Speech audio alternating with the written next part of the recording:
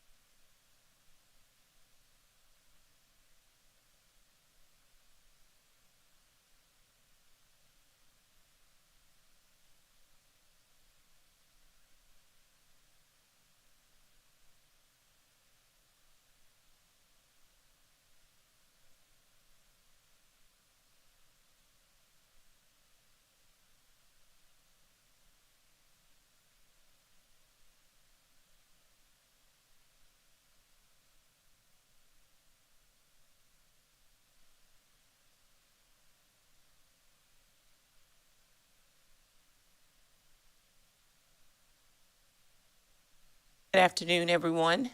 We will call the Rules and Appointments Committee to order for March the 5th, 2024. Ms. Carrillo, if you will, please call the roll. Teratio. Weaver. Here. Barron. Here. We have a quorum.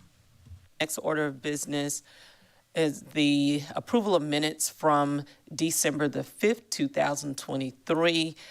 Given Mr. Weaver was not on the committee at this time, during this time, I'll make a motion to approve the minutes as written. We need a second. Second, Madam Chair.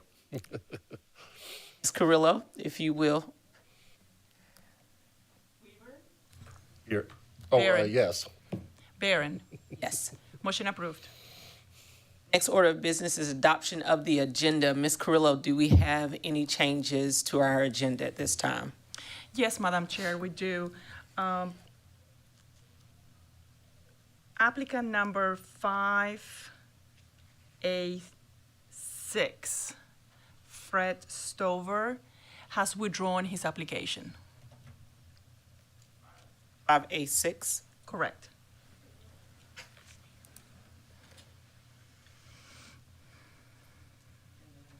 Also need to make that change. We combine them. Find them. Yes, they're combined. Perfect. I'll entertain a motion to accept the agenda as amended. So moved. Second, Ms. Carrillo. Weaver. Yes. Barron. Yes, Motion approved. thank you. Next order of business is the election of chair. I'll open up the nominations now for election of chair. Recognize Mr. Weaver. Thank you, Ms. Barron. It is my honor to nominate you for the nomination of chair of this fine committee. Any further nominations? If not, the nominations for election of chair is closed. Ms. Carrillo, if you will, Can we have the second on the record, please? she do the second on the. Second? Thank you. Teratio. Yes. Weaver. Yes. Barron. Yes. Motion approved. On a personal privilege at this time, thank you to my colleagues for entrusting this responsibility to me once again. I think that we've made awesome strides over the last several years. I've had the opportunity to be on this committee since taking office, and it's been a great thing to see where we came with hundreds of applications backlogged to now being right on track. And I'd like for us to continue to move forward in doing so. So thank you again. And just for the record, want to acknowledge our colleague, Ms. Teratio, has joined us this afternoon.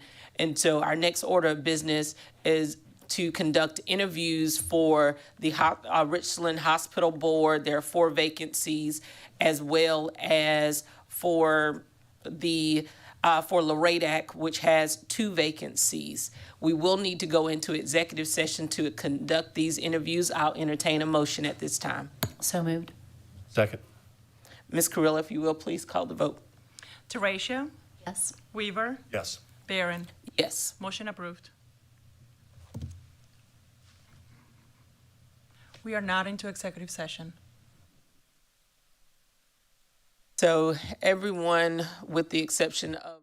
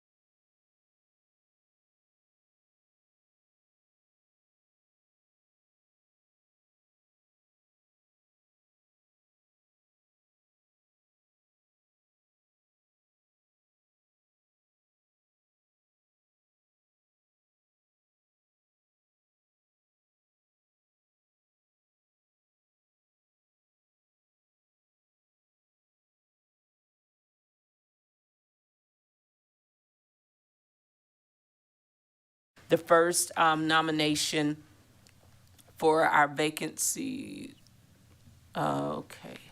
The first nomination for vacancy, Ms. Carrillo, please help me chart through this because it's a different setup. The accommodations tax, boards of assessment and appeals, and the Board of Zoning and Appeals. We previously interviewed for those, or we did not have anyone? No, ma'am, that is a notification of vacancies. We are still on item 5A. Oh, I skipped a section. You did tell me you looped them. I apologize. Thank you so much. I'm tracking now. So we are on 5. We're now still under 5, but we're doing appointments, and we're doing appointments now. We'll start with 5A for the Richland Memorial Hospital Board. There are 4 vacancies. I will entertain a motion. We can do them one at a time, or we can do a blanket of them, whatever your preference is. Madam Chair, I'm prepared to make a motion to appoint candidates 1, 2, and 3, and then perhaps we can discuss a 4th candidate. Is there a second?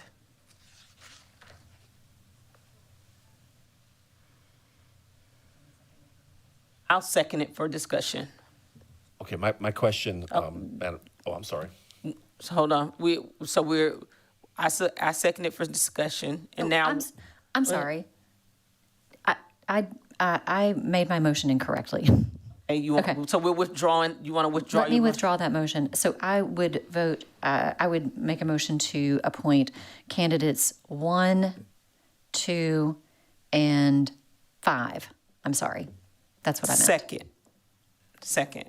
And now we're open for discussion. And to be clear, I'll go ahead and state the names for candidates. 1, Charles Mills, and I hope I'm saying this right, Lachlan Wooten, and Edwin Garrison, who is the incumbent. Those are the 3. Thank you. And Madam Chair, You're recognized. I'll just say I made that motion because I felt like there was a very clear, I felt very clear about those 3, and I did not feel super clear about a 4th, and so I thought that maybe we could vote on these and then perhaps go back and discuss and make a motion for the 4th. Absolutely. Okay. Absolutely. Any further discussion? You recognize Mr. Weaver? Thank you, Madam Chair. The only, I don't know if Mr. Horatio would consider a friendly amendment to the motion, but the only person I was going to add was number 4, Dr. Darden, and that would be a clean slate of 4 nominees. But either way. I would accept that, or should we, how are you feeling? So I was just going to add, just have a little conversation here for our general public to kind of be aware of what we experienced in executive session, and that is that we do have another incumbent that has served on this board, and so traditionally we do like to hear from that incumbent. Our clerk's office has made every attempt to reach out to the incumbent. The incumbent has been non-responsive. So with that, there are ways that we could do this if we feel very strongly that we'd like to lend another opportunity for the incumbent to have an audience with us. But what that would mean is that we would need to re-advertise for this board. And in my personal opinion, I do think that we do have 4 qualified individuals who can position themselves and lead on this board. I do have some concern if we do have an incumbent who has been non-responsive to our clerk's office, who is trying to reinstate him or her into their position. And so that would help me draw further conclusions as to whether or not they've been doing a great job in the service position that we've appointed already. And it's all of those things are just assumptions. But when Ms. Carrillo, just for the record, if you will just state the amount of time or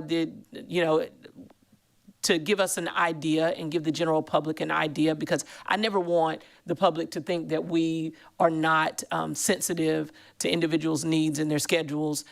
So with that, could you tell us, how you attempted to reach out to the incumbent? So we tried to reach out to all of the applicants via email, to a point of contact that way, as well as doing an initial phone call, make sure that they are aware that the interviews are coming up, and then also follow up afterwards if they accept to be interviewed or not. And there is another follow-up call afterwards. So we'll call them about 3 to 4 times before the interview takes place, as well as send them a round of emails. So if you want numbers, probably he has been reached out 3 to 5 times. And did we reach out to him today? We did. We tried Okay. to reach out to him today as well. Okay, great. Thank you. And so with that, the motion that is on the floor, or did we have a motion for 3? Or did Mr. Weaver, did you make a? Mr. Weaver did add Dr. Darden. So there was a substitute motion. Was it seconded? I'll second it. Okay, so there was a substitute motion to add Dr. Andrea Darden to the original motion that was already on the table. So there's a second. Any further discussion? If not, Ms. Carrillo, please call the roll. Teratio, Yes. Weaver, Yes. Barron. Yes. Motion approved. All right, great. Our next group of appointments is for LaRadac. There are 2 vacancies. We had 2 applicants. I'll entertain a motion. Madam Chair, You're recognized. move to appoint both applicants, candidates 1 and 2. Second. Any discussion? Hearing none, just for the record, the appointment for this motion is 5B1, Crystal Marks, and 5B2, Harold Ward, which is the incumbent. Ms. Carrillo, please call the roll. Teratio, Yes. Weaver, Yes. Barron. Yes. Motion approved. Our next appointment is for 5C, which is the Building Code Board of Appeals. We have 8 vacancies, and we had 1 applicant. I will entertain a motion. Madam Chair, move to appoint candidate 5C1, Sean Jackson. Second, any discussion? I do have one question. Sure. We have a lot of openings here, and so he is the appointment for which vacancy do we know that he's going to fill? I would say he would be building industry, Okay. because he's a general contractor, and he said that he was residential building. Okay. That's Got where it. I'd place him. Thank you. Any further discussion? Hearing none, Ms. Carrillo? Teratio, Yes. Weaver, Yes. Barron. Yes. Motion approved. Our next appointment is for 5D, the Central Midlands Regional Transit Authority, which is our comment. We have 1 vacancy, and we had 1 applicant. I'll entertain a motion. Madam Chair, I would love to move to appoint Mr. Barnwell to this seat. Second, any you. discussion? Absolutely not. Call the roll. Teratio, Yes. Weaver, Yes. Barron. Yes. Motion approved. Ms. Teresio, you want to point of personal privilege? I am very happy. It's always a lovely day when we are appointing such a qualified and enthusiastic candidate to a seat.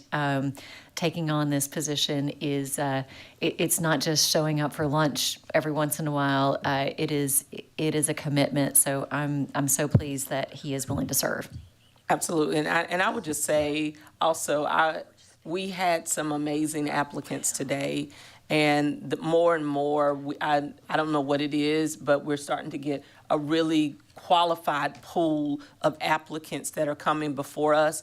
And it just goes to show that Richland County is comprised of some really great people and experienced people out here. So it's definitely refreshing. Our next order of business is item 6, which is for notification of vacancies. You can find those on page 10. I will read them in for the record. And we will need a motion for this so that we can send this to full council.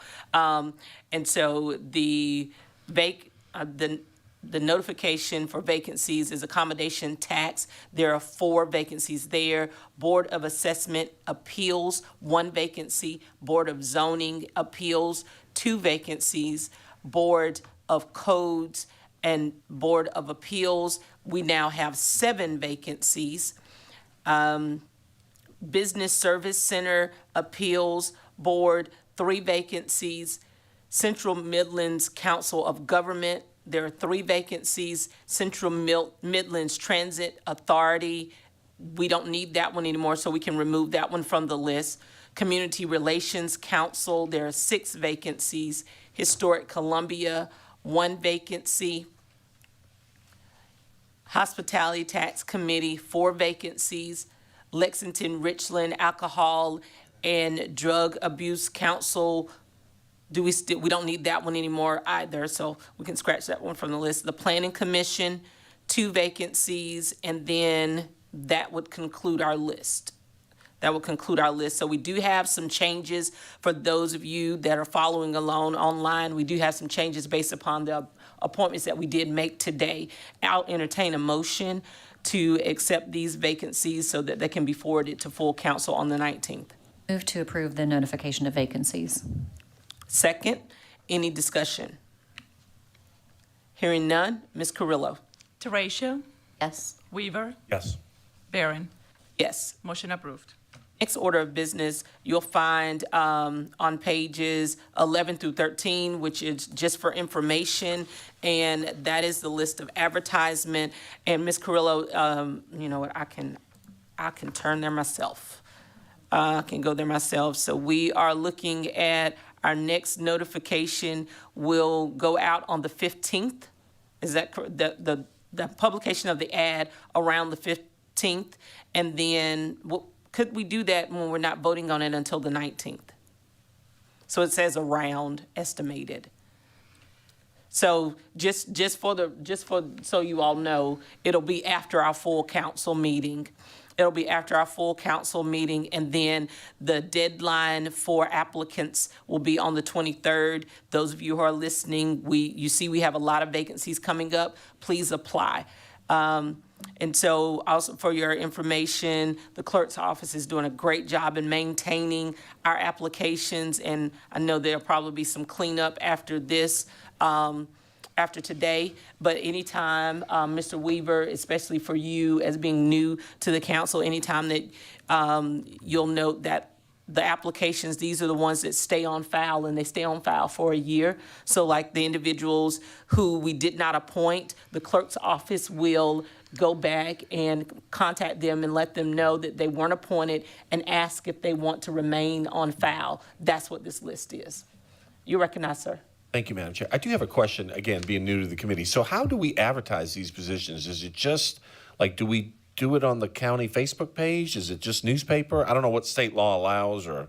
So we cover all mediums. It's in the news. It's on the newspaper. Of course, social media is a big thing. Our weekly newsletter is another thing. Where else? I've seen it a lot of places. Where else do we advertise, Ms. Carrillo? We also share that with local newspapers as well as local organizations such as Chamber of Commerce's and other nonprofit organizations that are able to share our information with their members.